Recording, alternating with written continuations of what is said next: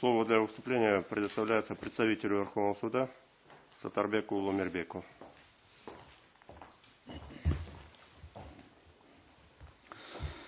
Уважаемые судьи Конституционной палаты, Верховный суд Кыргызской Республики, изучив ходатайство Барата Аббасова МД, сообщает следующее. Статья 102 Гражданского процессуального кодекса Кыргызской Республики предусматривает уплату государственной пошлины при подаче заявлений, апелляционных и кассационных жалоб. Следует отметить, что данная норма существовала в Гражданском процессуальном кодексе в редакции от 30 июля 1964 года, где в статье 81 было указано, что каждое исковое заявление, первоначальное и встречное заявление по преддоговорным спорам, заявление третьего лица, заявляющее самостоятельные требования на предмет спора, уже в начатом процессе оплачивается государственной пошлиной в размерах, определяемых ставками государственной пошлины. Однако с указанного времени никто не обращался о признании этой нормы неконституционной.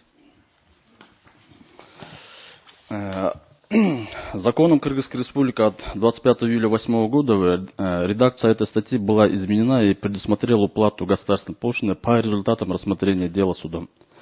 Необходимо отметить, что по результатам исполнения судебных актов о взыскании государственной пошлины за 2016 год в бюджет государства поступило 19 720 882 сомы.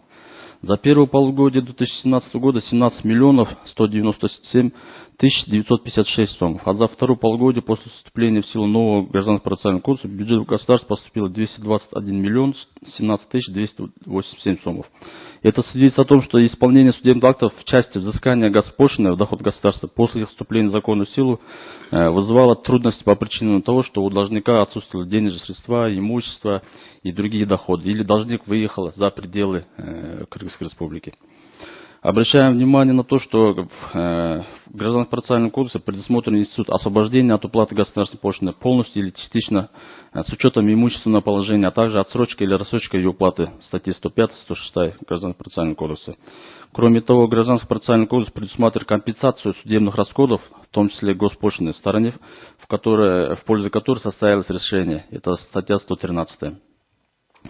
Следует также иметь в виду, что функционирование судебной системы республики не должно ложиться бременем на государственный бюджет, один из источников которого является средства налогоплательщиков страны.